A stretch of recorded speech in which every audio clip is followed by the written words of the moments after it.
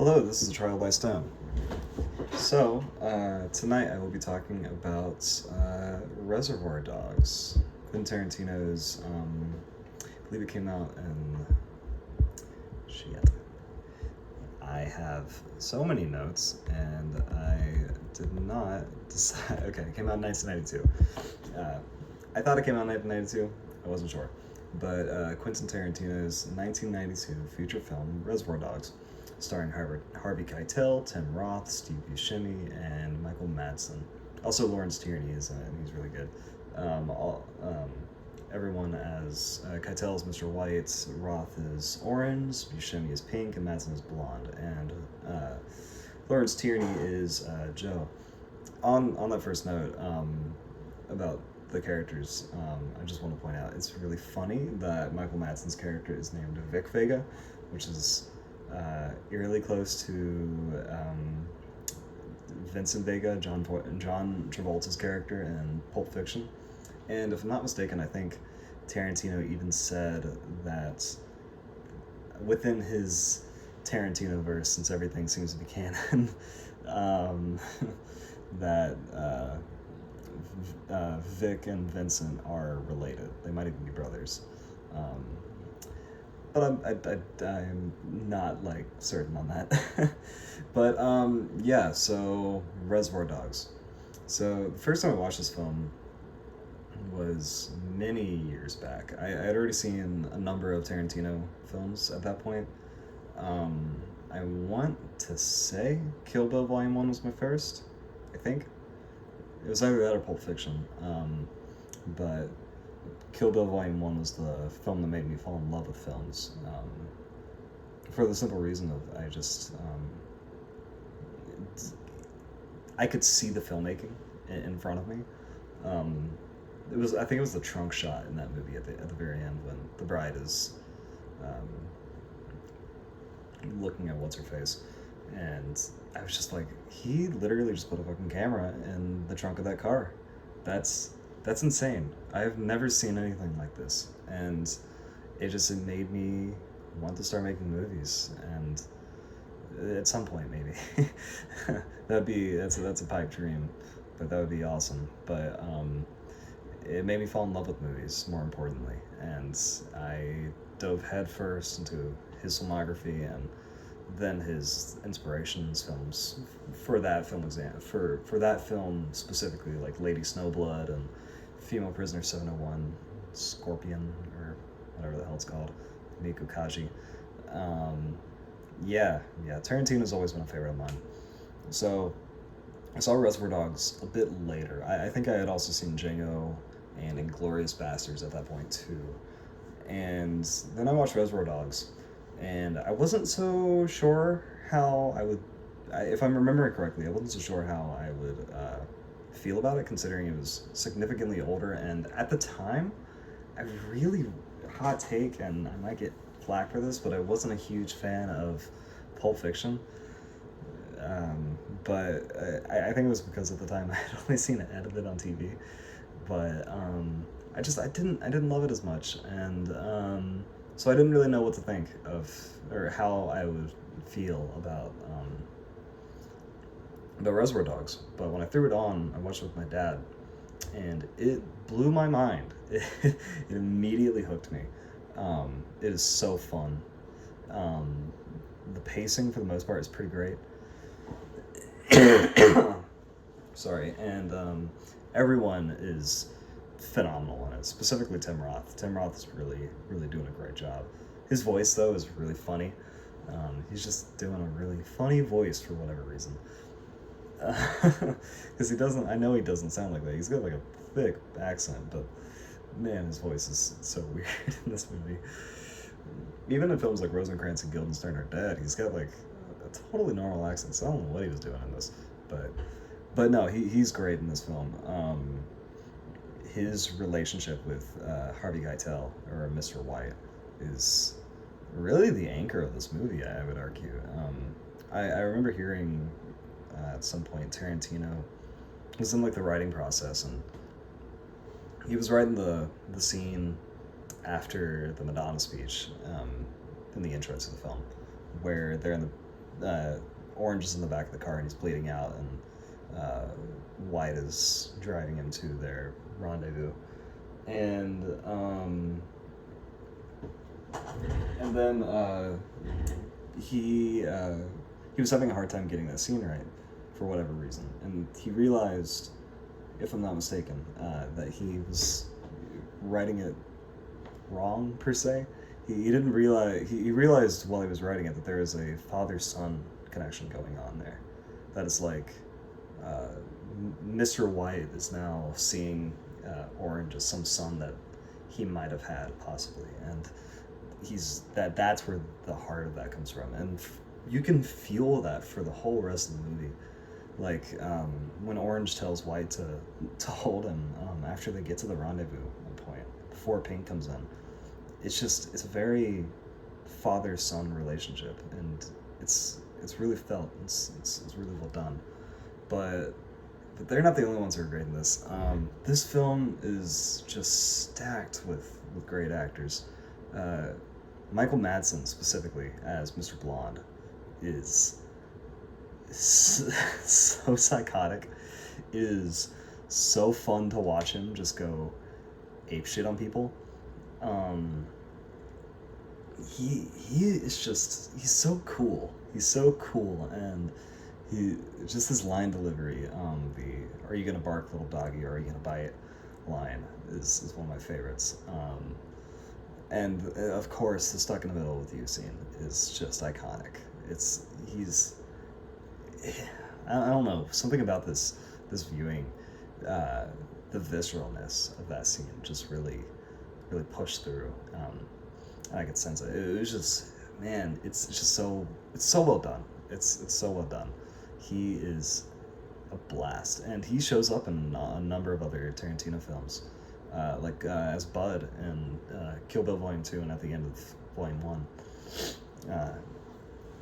In A Hateful Eight, which is one of my personal favorites. A lot of people like to shit on A Hateful Eight, but I am obsessed with that film. I've seen it so many times. But yeah, no, he's awesome in it too. Speaking about the Stuck in the Middle with You scene, the music in this is fantastic. And I was watching Nerdwriter talk about how this film feels like an album. The way Tarantino structures his films with music, they in general just kind of feel like albums. And I would agree. A lot of directors like to use needle drops. So some of them you have directors like Marty, who will just have whatever and whenever, but they fit, and it's not like it's like telling you the scene like in other films. Like some directors like to just use a song that is explicitly telling you the scene, which is just so annoying. But Tarantino managed to do that same thing that I was just critiquing other directors for, but do it like ominously. I don't know. It's I think I would argue it. I heard this phrase a long time ago, and I have integrated it pretty well into my film lexicon. Contrapuntal scoring, and I think it's very fun, and I think that I would call specifically the Stuck in the Middle of You scene and the I Gotcha scene by Joe Tex as contrapuntal scoring, because they are telling you, I mean, the Stuck in the Middle of You scene 100% is, but the I Gotcha scene too, like, it is telling you what's going on, because they just brought the cop in there, and they're like, I gotcha, and we gotcha, or whatever. It's on the nose, but it works because they're beating up this cop and they're gonna kill him. It's horrible, but it's fun to watch. And like I just said, the Stuck in the Middle of You scene, and I didn't define contrapuntal scoring, but that's basically when you have a piece of music that does not fit the scene, but is played anyway to add to some discomfort or this clashing vibe that might be going on. That's what that is. And the Sucking Middle View scene is a perfect example of that, where you have this horrible scene playing out in front of you where this cop is getting his ear chopped off while Michael Madsen is just dancing with his razor blade stuck in the middle of you by Steeler's wheel. It's great. It's great stuff. Um, on top of that, I do feel, I feel like this fits pretty comfortably within Tarantino's oeuvre, his filmography. I'm just dropping words at this point that I like, but it fits really well within his filmography, because Tarantino to me has always been just this grindhouse director. That's where he grew up watching movies. He made a movie with Robert Rodriguez called Grindhouse. Like that's his thing. Every one of his movies kind of go back to that feeling.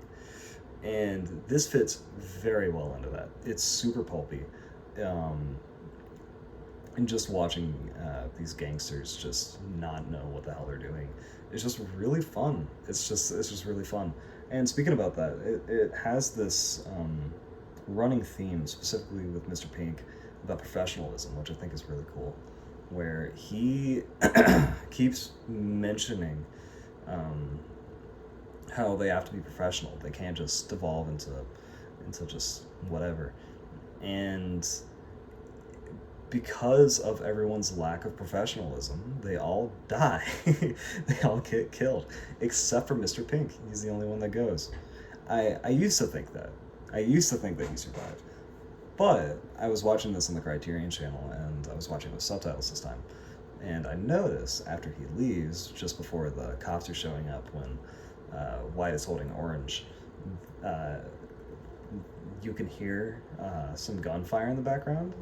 So maybe Pink died? I don't know. I like to think that he survived because it makes my point sound cooler. but yeah, it's got a whole thing about professionalism, which I think they touch on really well. On top of that, this is a very confident first feature. I've seen, because I've always heard that if you want to get into filmmaking, to base, you're not gonna make Jaws. You need to watch short films and first features, basically. So I've seen like Hard Eight by Paul Thomas Anderson. I've seen some great directors, Bottle Rocket by Wes Anderson, put out some not so great first films, and this is probably the best one I've seen. In my opinion, it's probably my favorite first feature from a director. I love this film. It's very, for the most part, it's very confident in itself. I do think, however, one of Tarantino's specialties is his dialogue. I do think in this one he does let it go on a bit too long in a few scenes. Like he's just kind of talking to himself to fill the air, which he somehow manages not to do in most of his other films. But I don't know. That's just a me thing, and I just noticed it this time.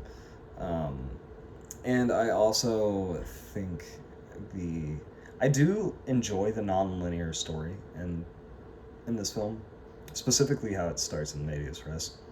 I think that is a very fun way to open this film, and like I said, hooks you just immediately.